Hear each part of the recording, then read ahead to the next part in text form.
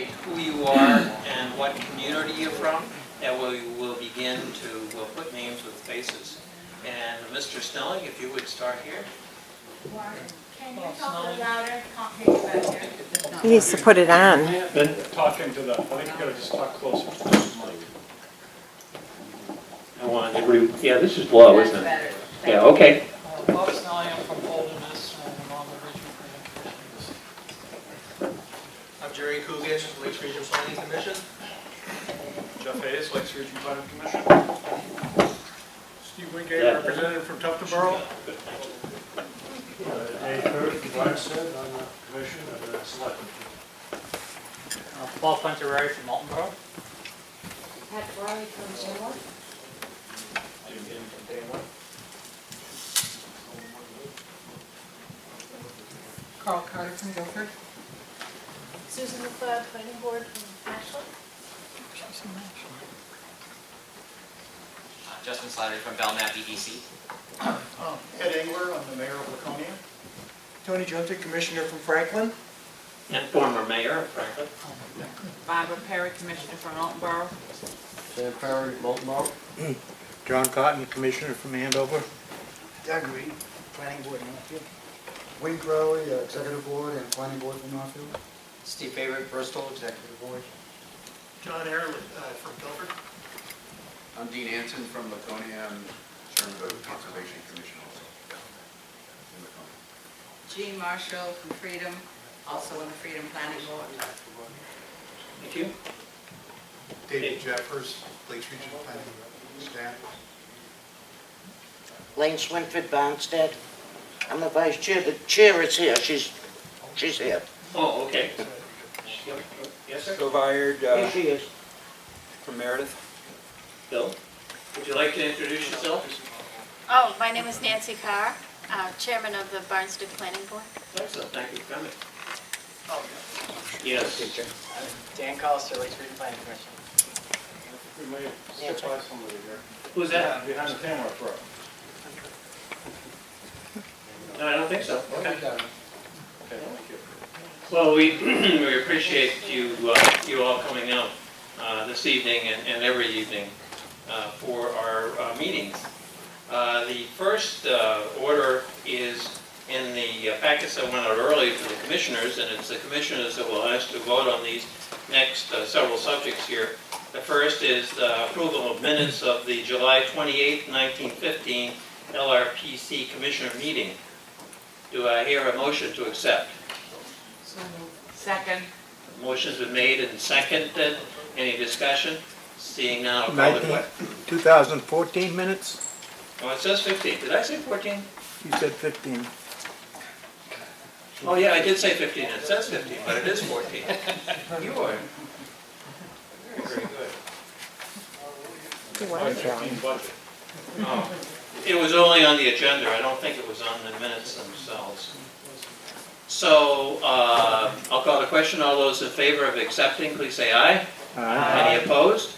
Motion carries unanimously. Thank you very much. The next subject is the FY15 budget. And Jeff, would you like to just give the highlights of that? It was sent out in the commissioner's packet earlier.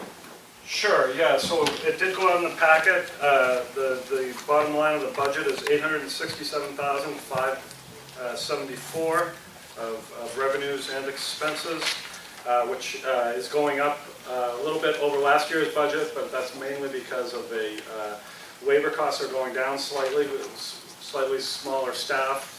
And the reason why we have a higher budget this year than last year is mostly the Brownfields program, which is mostly a pass-through through the organization. It's a $200,000 grant, where about 3/4 of it gets subcontracted to an engineering firm. And Are there any questions to Jeff about the budget? Seeing none, then I'll call the question. No, I have to ask for a motion, don't I? Yeah. Could I have a motion to approve the budget, please? So moved. Is there a second? Second. Motion's been made and seconded. Any discussion? Seeing, yes, sir, Dave. I should know this, but on the revenue, the $260,000 item, from the Department of Transportation, UPW2. Yes, that's our contract with the Department of Transportation. It's a 2-year contract. That's, last year we spent about $180,000. It's a $400,000 2-year contract, so we're making up some of that difference from last year in the FY15. But that is our single largest contract. And that's to do, That's the TAC, the TAC committee deals with a lot of the transportation work. We basically have a transportation staff. We run the TAC committee, Transportation Advisory Committee. We do GIS services for towns. We do pavement system, RSMS, road system management, road surface management systems. We assist the 10-year plan that goes to that the state publishes for the plans the projects that are going to be implemented in the next 10 years. We're very involved in that process and helping the state to prioritize projects. And there's a lot of other things we do in the transportation program as well. I should have recognized it. No, thanks for answering the question. Yeah, it's So a everybody- working program. Any other discussion? Seeing none, now I'll call the question. All those in favor say aye. Aye. Any opposed? Motion passes unanimously. Thank you very much. The next item is the FY15, actually it's the 14th, annual report. Just got in, because it's the annual report for what was done, so it's the 14th. Well, yeah, yes. We look ahead in the annual reports, so that might be part of what. This is the way we've been doing it. Is the 15. It's a little confusing. Because we are in fiscal year 15 now, and this does cover not only what we did in 14, but what we're looking forward to do in 15. And as you know, there's a general annual report for the commission, but then each member of our 30-member commission receives an individual report right to their top elected officials as to what the planning commission has done for them in the last year. And it's to bring to the attention, really what we do, because many times we're not as public on all these projects. So is there a motion to accept the LRPC annual report? Is there a second? Second. Any discussion? Seeing none, I'll call the question. All those in favor say aye. Aye. Any opposed? Aye. Passes unanimously. Thank you very much. The FY16 membership appropriations. The membership dues are critical to the Planning Commission. So many of the grants that we apply for and receive have matching components to them, and the dues dollars assessment from our 30-member communities helps provide that match. It also helps provide us with stabilizing our operations. This year we've had to invest in, and we plan for it that way also, new computer systems, copy systems, and telephone systems. And dues dollars are very important to us. Jeff, could you explain just our formula, how we got this amount? Sure. The formula is basically the population and the valuation of the communities and whatever the regional share is of that average with the formula, with the population and the valuation. We also generally add an inflation factor to the dues because each year those inflation basically eats away at what a dollar is worth. And, so we express that, economists call it real terms versus nominal terms. So we do add inflation based on what the Bureau of Labor Statistics tells us was the inflation factor for the year. This last year it was a 2.1% inflation that was added into the dues formula. And what normally happens when this letter goes out, the different communities in our area call Jeff and ask him to come out and talk to their budget committees to explain in more detail just what they're getting for their dues dollars. These 30 communities, and we're very pleased that they do see the value in the membership here, scrutinize what we do very, very carefully. So what I would like to do then is ask for a motion to accept the appropriations. Steve, is there a second? Second. Excellent, thank you. Is there any discussion? Yes. Everybody can hear me. I'm from Moulton Borough, and I would agree with what you had said earlier when communities are told what the appropriation is. Jeff, or Executive Director, comes in and speaks to us. Jeff was there, I guess, I don't know if it was May or June, I forget. And you know that we pushed back pretty hard in terms of the appropriation to our town because we felt that using property values alone was really not a fair way to apportion membership fees. And I'm speaking not only as a commissioner, but also as a member of the select board, on behalf of the Board of Selectmen, and as a taxpayer, that we in Moulton Borough always feel that we're kind of a cash cow for the state and for the county in terms of our property values, so we end up paying more. We asked our town planner to do a little bit of research, and in investigating what other regional planning commissions, he contacted 9 of them. Only 5 chose to actually speak with them about this, but 4 of the 5 use a different formula altogether. They use a per capita and a dollar rate formula. So using Rockingham, for example, or Stratford, I'm sorry, where Dover is, they use population in each town times a factor of $1.13, I believe. So it's a straight population number, which we think would be a lot more equitable. We don't disagree that the services provided are very good. We did challenge and ask what services, what are we getting for our dollar? And it's not the dollar amount so much, it's again, the principle and the fairness of it to our town. And we're kind of drawing a line in the sand. We have an example with the Lakes Region Mutual Aid where we were able to work at an agreement where it's not just based on property value, it's based on other factors, usage and so on. So we're asking the commissioners, my intention tonight is to vote no for this in principle again, but we're asking the executive board to look at this more carefully next year and hopefully come back with something that's a little more equitable to our town and our taxpayers. Thank you. Thank you. I think one of the numbers for your 2010 census is for your year-round population, not your total population. And one of the factors, we will, as the executive board, be doing this again per your request. One of the factors in the past has been the amount of shore frontage you have. And since one of our principal challenges and focuses is on water quality on the Lake Winnipesaukee, that's been one of the factors also that's been taken into consideration.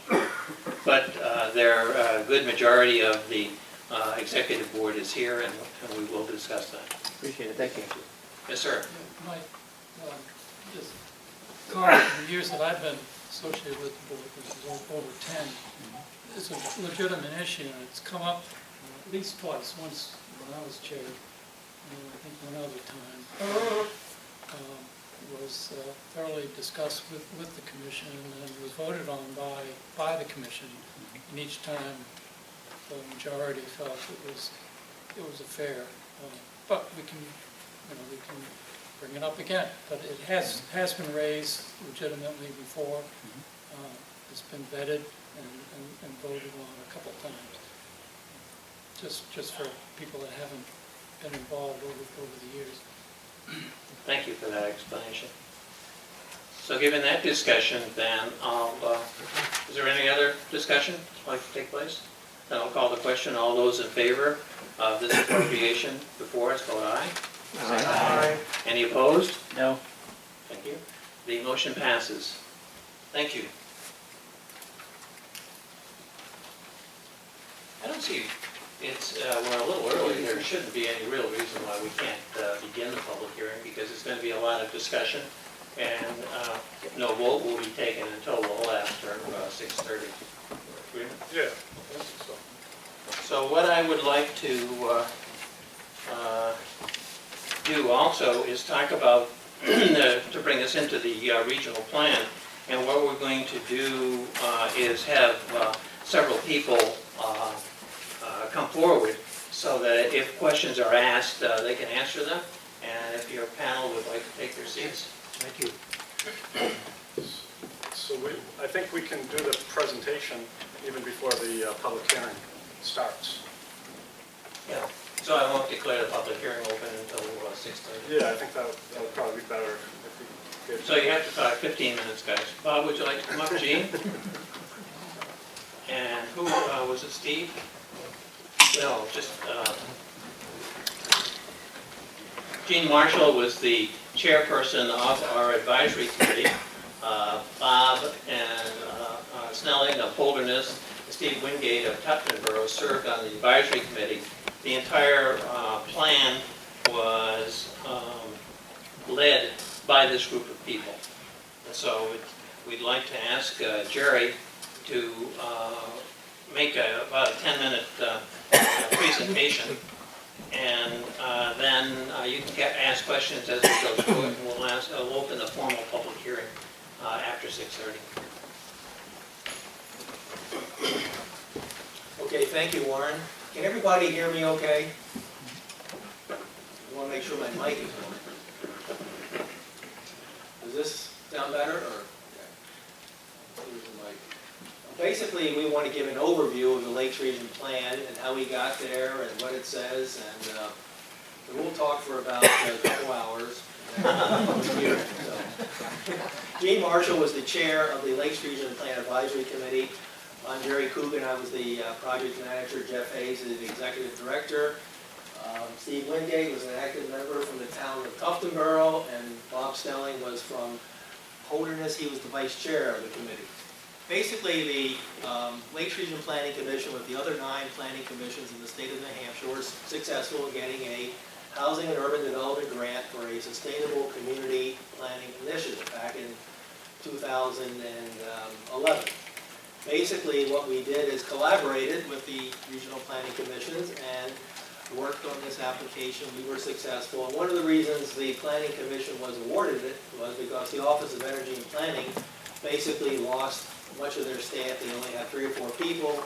They were not able to do the state development plan. And part of the reason for the grant was the regional planning commissions would work from the bottom up and put together a regional plan for each region, which could be pieced together and perhaps be a statewide plan. So when we got started, we had a lot of public involvement. We had listening stations in the various towns. We accepted information. We got comments from people. We had an open house in March of 2013. We had a community, a place meeting in Laconia, which was about 120 some people came there. I think many of you were probably at that meeting. And basically, we got a lot of information. We had a topical workshops on housing, transportation, and also the environment, where local officials and people from nonprofit groups came and shared information. The most significant part of what we found out in the planning process, and you probably already heard about this, is the aging of the population here in the Lakes region and also in the state as a whole. We have a copy. We have a executive summary here which summarizes our findings. You can look at this population chart. Back in the 90s, the red, many of the people were in ages 30 to 50. Fast forward 20 years to the year 2010. Many of these people have aged 20 years, and they're in the group from 50 to 70. So our younger people coming up, who are in 20s and 30s, are not as many as they were back 20 years ago. So our population is getting older. Population projections are calling for slow growth. In the 30-some year period from 1980 to 2005, the Lakes region grew by about 1.5% per year, about 34,000 people in that time frame. Fast forward 30 years, from the year 2010 to the year 2040, and our population is going to increase by about 11,000, or 0.33%, 1/3 of 1% per year. So our population is going to be not significantly less than it was before in the previous time. So if you went to a planning board back in 2008, you'd be talking about growth management. How can we get a handle on this growth? How can we better manage it? If you went to a planning board meeting today, many of them would not be talking about growth management. They'd be talking about economic development. How can we foster a little bit more economic development? So the whole context and environment of planning has changed a a lot in the last 5 years here in the Lakes region and also throughout the whole state. This has a significant impact as we plan and help to advise communities going forward. In economic development, the region lost about 2,500 jobs from the year 2005 to the year 2016, to 2012, and we haven't really gained back all those jobs. And a lot of them were good, high-paying jobs in manufacturing. I just want to say to Gene or Bob or Steve or Jeff, if you want to chime in or add something along the way, feel free. Seasonal employment is becoming more important as we go along. More people are having jobs in the tourist sector and also in the second home and seasonal business. However, the regional economy still needs housing, and we're all familiar with the workforce housing law that was passed in 2007 at the height of the economic activity.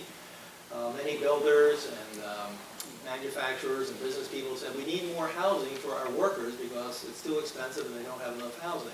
The state passed the workforce housing law that said basically you have to have reasonable opportunities in your town for workforce housing. Not that you have to omit housing or you have to do it, but just that your regulations should not be unreasonable. So many communities looked at their regulations, some adopted workforce housing, others didn't, but it's still an issue. We also note in the plan that the number of building permits, and this is in the summary, you can see this chart, they were going around 600 per year, this is throughout the entire region, to about the year 2001 and 2002. Then they spiked up to around 1,200. Stayed there from about 2002 to 2005 or 6, and then there was a steep drop to about 200. So there's about 200 building permits that are being issued every year in the Lakes region, which is a significant change from, say, back in the 90s when there was about 600 building permits being issued. There's some interesting and positive things on the horizon. The Belknap County Economic Development Council under Carmen Lorentz leadership and now under Justin Slattery has embraced the concept of advanced manufacturing, where they're trying to work and are working successfully with Lakes Region Community College, the Hewitt Technical Center in Laconia, to provide training for people that want to go into advanced manufacturing. What we're hearing is many of these manufacturers are having a difficult time finding new employees to take over for the persons that may be 55 or 60 that want to retire, and this is creating a challenge for some of these manufacturers. So Lakes Region College and the U.S. Center has stepped up to the plate and is providing this training, and there's been some success stories in terms of companies hiring these people, investing in plant and equipment, and building up their manufacturing base.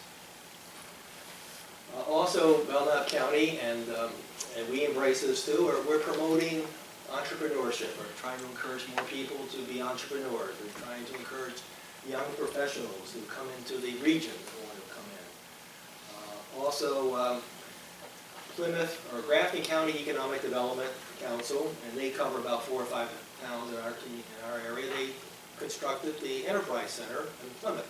This is an incubator building where businesses can go there. They can be there for 2 years. Either they're going to be successful and go to a larger facility and employ more people, or they're going to decline and then go someplace else. But this is an incubator modeled after the Regional Technical Center down in Lebanon. That's under the auspices of Dartmouth College. But this is going to be a real asset for the region. Even though it's in Plymouth, I think our northern communities and Meredith and communities like that are going to benefit from this facility. In transportation, the needs for transportation far outweigh the available resources. Even with the increase in the gas tax, there's still many more projects out there that need funding than can be funded with the increase in the gas tax.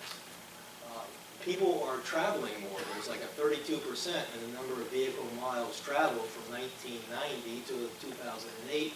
Yet the gas tax has gone down because of fuel-efficient automobiles to the revenue base. You probably heard this story before. As the region's population ages, communities are going to have to look more seriously than they have in the past at alternative transportation.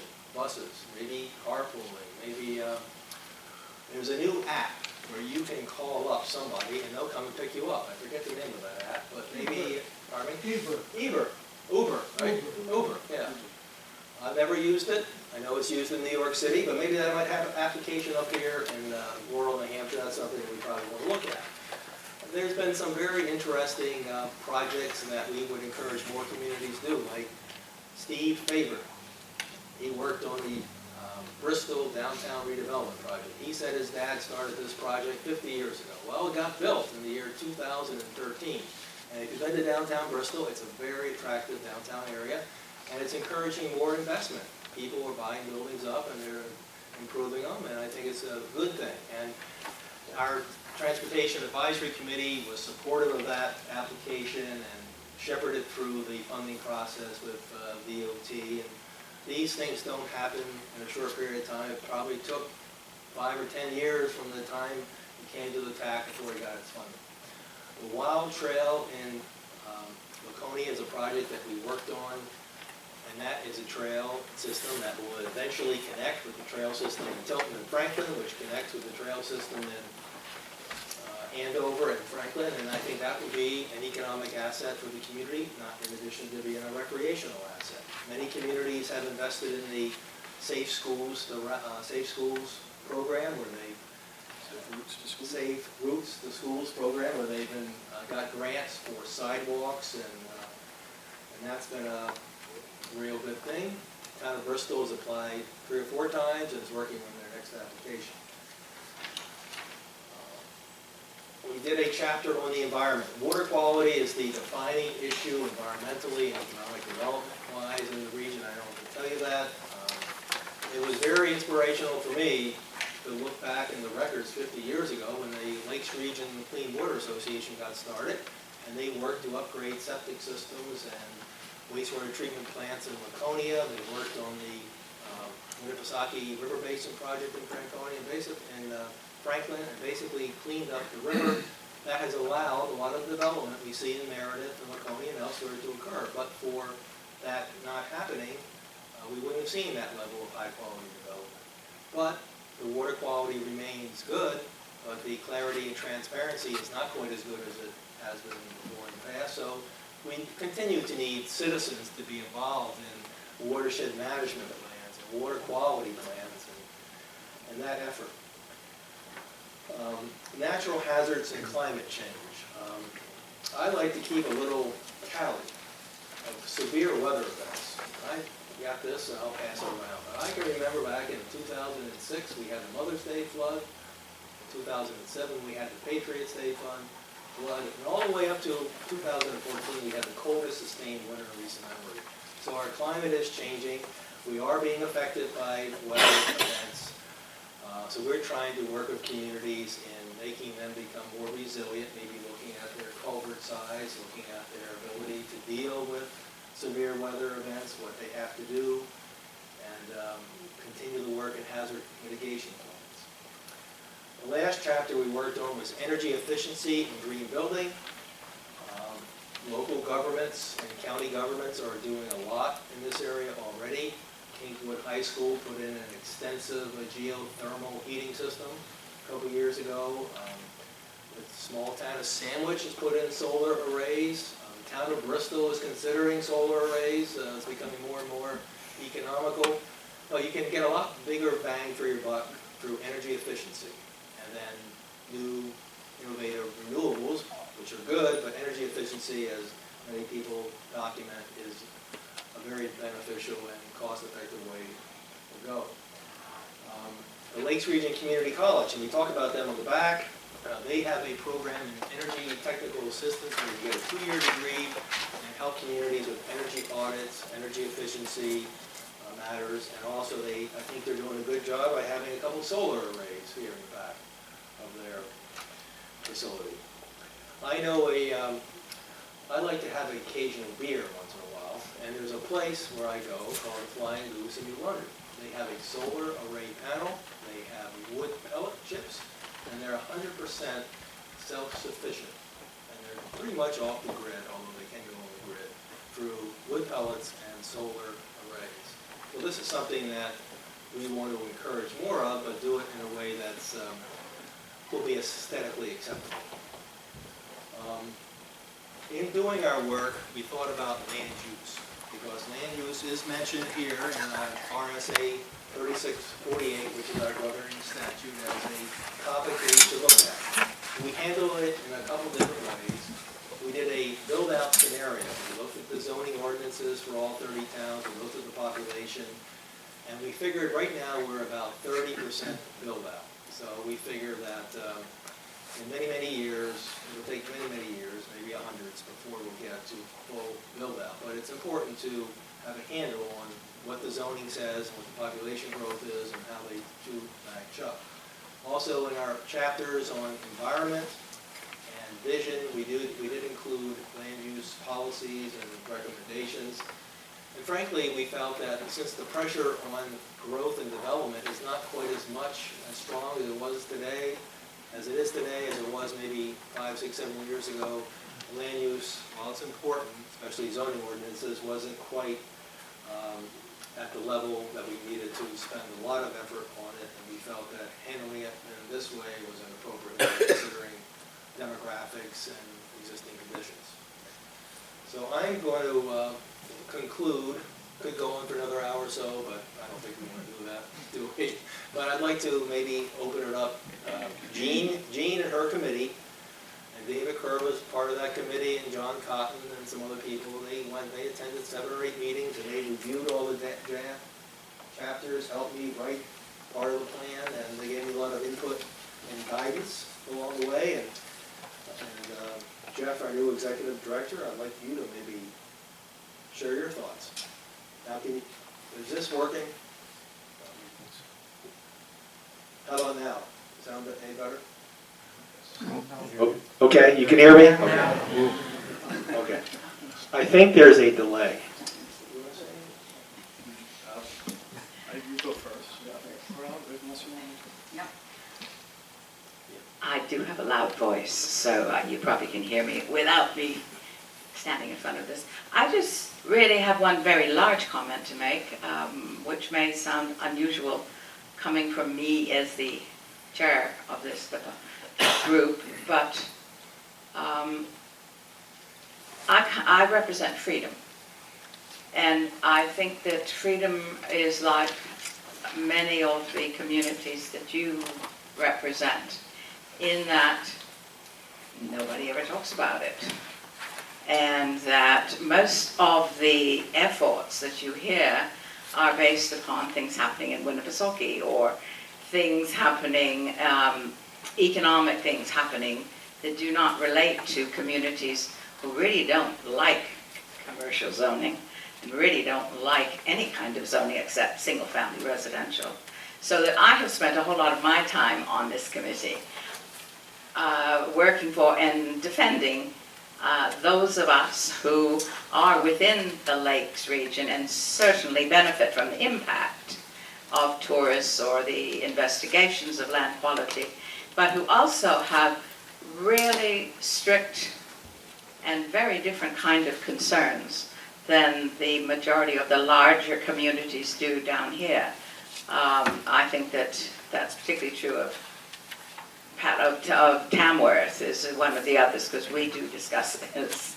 And so I have had a really great opportunity during this year, I guess it's been, that we've had this committee together, to have a look at it and to say to them, hey, don't forget, we go up to Conway. You know, we don't come down. We use 16 to go to Boston. We don't come over on this side. And it's just brought out very different kind of problems and very different people. The second thing kind of comes on the back of that, and that is I would really have liked to see more done, and this is not really from our committee, this is more from, not from TAC, but who handles the railway investigations? Or is that separate? Yes. What is that committee? Oh, the Rail Authority? The Rail Authority. Because I would have liked to have seen a little more investigation into the possibility of the increase in rail usage And again, that's particularly because of the side of the area I live in, because there is a railway line, or there was, went up through Ossipee and up to the mountains. And it would be just nice. I would have liked to have seen that investigation. And these things don't come to an end. Planning doesn't end. It just is continually changing. So I think maybe we might look into that. Thank you, sir. I just want to point out that we have a executive summary, which is 8 pages. If you want a little bit more information, we have a summary and telling the story, which is about 40 pages. And then we have the plan, which if you want to get into the details, this is 700 pages. And this is all online, and we sent a disc to every planning board, selectmen, and board of, and library in the region. So, what we doing? Hi, we do have a very large region, there's no doubt about it, but there's 9 regions, regional planning commissions in New Hampshire, and one of the things that really attracted me about the Lakes region is this region has more of a reason to plan than most regions do because of the lakes and how that's really a multi-jurisdictional issue. So I think, within every region there's going to be, and it is New Hampshire after all, we want people to have their individuality and celebrate their differences, but I think this region is as strong a region in the state, I do believe, especially focused around this idea of lakes. Jerry did a great job of going through and summarizing some of the facts in the report. I want to thank the rest of it. It was really a group effort on the staff. We really had all of the staff at LRPC was involved and wrote parts of the plan. I also point out that we did get the funding through this federal agency, HUD, but we're required under RSA 36 to develop a regional plan. It's one of our obligations under state law to do that, and even in the RSA it talks about that regional planning commissions should apply for federal and foundation funds and other funds to get that done, and that's how a lot of things get done in New Hampshire. So we we are carrying out, just like we have a housing needs assessment. That's another requirement under the RSAs that we produce each year, that this regional plan is part of that effort. So, and it's been quite a few years since the regional plan has been updated because there hasn't been any state funding, and the state hasn't even updated the state development plan. That hasn't been going on. Decided it's time to upgrade our regional plan, and I thought about that quite a bit. In my own mind, I kind of came up with the analogy that evolved in ecology. Ecology historically has dealt with kind of little things, so habitat, individual species, and those types of things. And until the 60s and 70s, when we started putting satellites up, and a whole new science evolved, which was landscape ecology. And basically what it did was contextualize what's going on the ground, provide a context for the science of ecology. And I kind of came around that this is kind of the same thing. We're all involved at a local level in zoning issues and so forth. But we're not islands. We're part of a larger system, whether we like it or not, an ecological system, a social system. And I think one value from this piece of work is that it puts all that in a context. And so if you, as an example, are interested in lake pollution, and of course non-point source is an emerging issue, comes in a number of names. Stormwater management is the same thing. And if you're considering perhaps implementing something to help minimize stormwater impacts on lakes, you're not alone. And it's an issue that can't be handled with one town. If you're trying to protect a lake, it's going to require some coordination, some collaboration between towns. And I think this kind of report establishes the justification, the context for those kinds of efforts.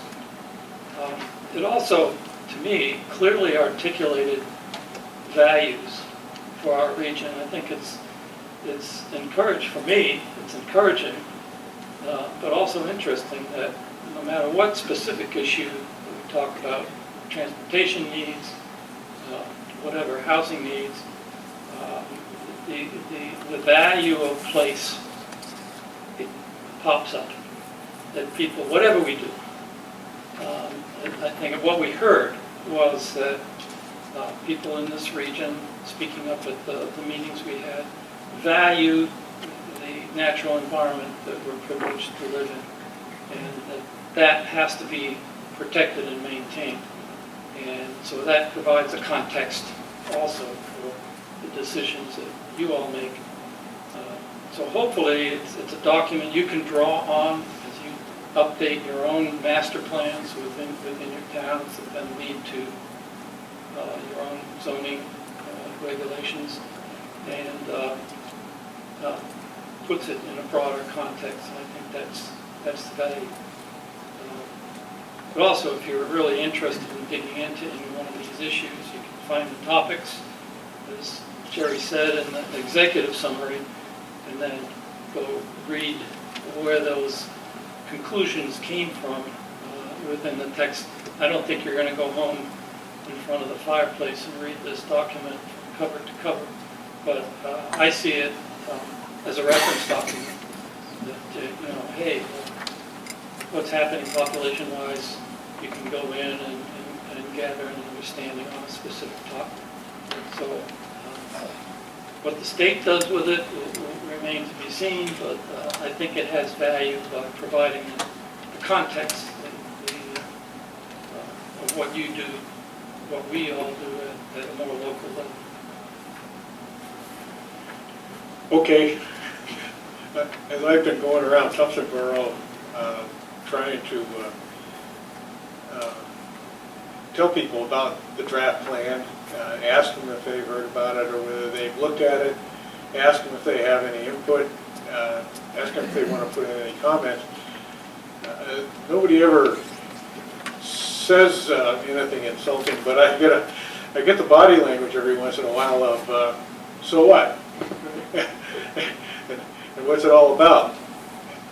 So I think the short story is all the things that could be going wrong in our communities, in our environment, on our highways, all the things we really value, pretty much discussed in here. And if you haven't looked at it, there's a lot of interesting stuff in there. Yeah, there's some boring stuff too. But I learned a lot about Tuftonboro, and I'm from Tuftonboro, because of the data that's presented, particularly on demographics, about economic numbers, average income, things like that. They were all things I didn't know about Tuftonboro. And the other thing, why should I care, is we make important decisions in our communities all the time. Every